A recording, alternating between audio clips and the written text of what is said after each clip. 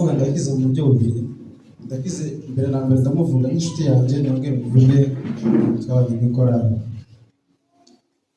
Ndakize bimukiye hari Mugera ndumva ariko muri 2022 cyangwa kumpera za 2021 twahuriye mu nzira nyine ku muhanda, aje ku muhanda nyine atazi muri karitsiye.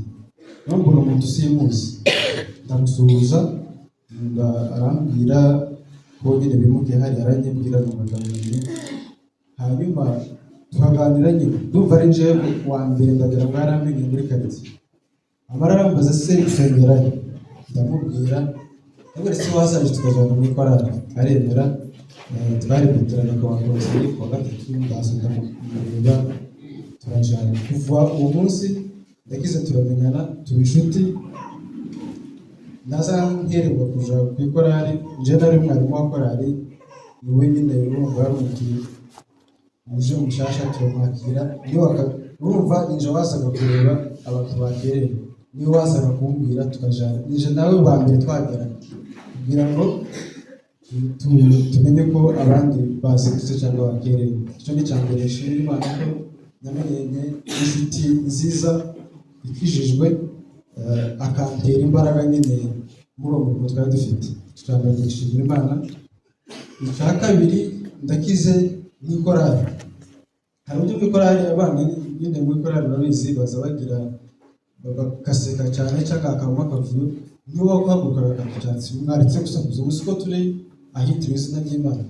Ni umuntu nyine akundaga ahantu hatuje, akanga nyine n'umuntu usakuriza mu rusengero.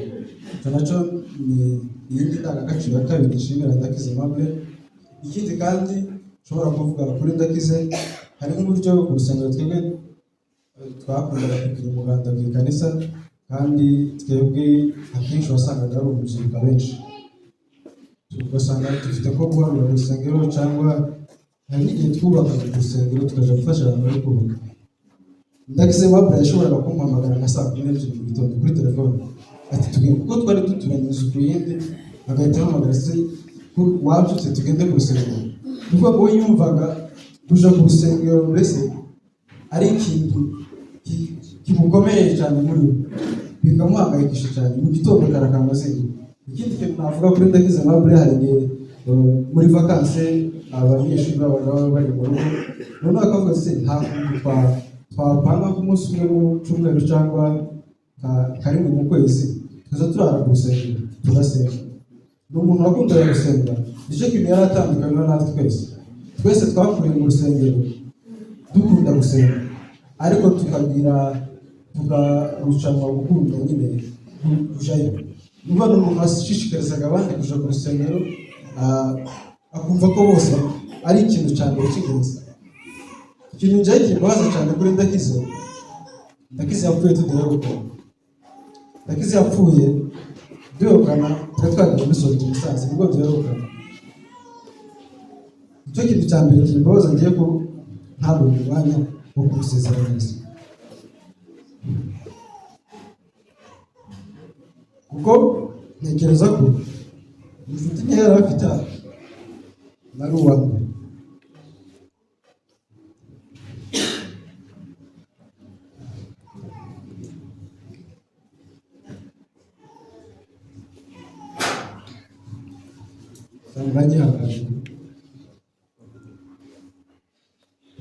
Byarangoye cyane kuba nyine ntaritabiriye n'umuryango cyane mu minsi babanye nawe hano bamutaramira.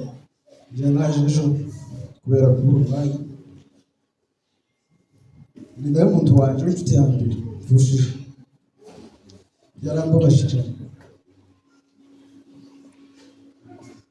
Ndashimira abantu mwese mwatabiye umuryango wiwe, ndashimira itorero ryacu ryatuweze neza tukadutoza gusenga. Abantu mwese muranga mukaburi guhamya Ndakize, byashimishije cyane kubona umuntu ungana gutya afite abantu bangana gutya guhamya. Ndabyifuza cyane ko nanje nazabona abantu bahamya bangana gutya. ikintu cy'indashyikirwa kubona umusore ababyeyi bangana gutya, abasore mwese urimo kumuvuga neza mukamwanga. Ndakize ntabwo akunda kugendana n'abantu benshi, bimwe by'urubyiruko ngo bagendere benshi, ariko je nshobora guhamya ko mu minsi mike mwabonye Ndakize ari kugendana n'abandi. Nije twari Ndakize mu bantu yagendanye nabo kenshi mu minsi mike yaba nije kabihanganishe bagenzi bacu twabana gukora mu masengesho kuko turumikora tungana gutya, turi benshi, turi umubare ugera kuri 40 na 50. Abenshi ni abanyakazi ntibahari, abandi bari ku mashuri, bamwe basabye uruhushya agashimira abo twazanye twavanye kure, bakigura umwanya wabo kugira ngo baze bahamye Ndakize kuri uyu munsi. Ndanezerewe cyane kuba mbonye uyu mwanya kugira ngo mvuge Ndakize. Sinizera ko hari umuntu wenda wari umuzi kundusha uretse abavandimwe biwe abandi twabanye. Ndakeka ko ninjira muze mu ikorari, ninjira mu ikorari, ni nanjye wamuze mu ikanisa, nta kanisa yarazi hano. Ndamubwira ngo se tujane mu ikanisa, aranyemerera. Ndamubwira ngo tujane mu ikorari, aranyemerera. Sanga ahubwo andusha n'agakiza n'ijambo ry'Imana. Yaratwigishije, yatwigishije byinshi, turabizirikana. Imana yamukuza kuturusha, mutuza heza, kandi natwe dukomeze muri ubwo buryo nzagusanga. Murakoze mukomere.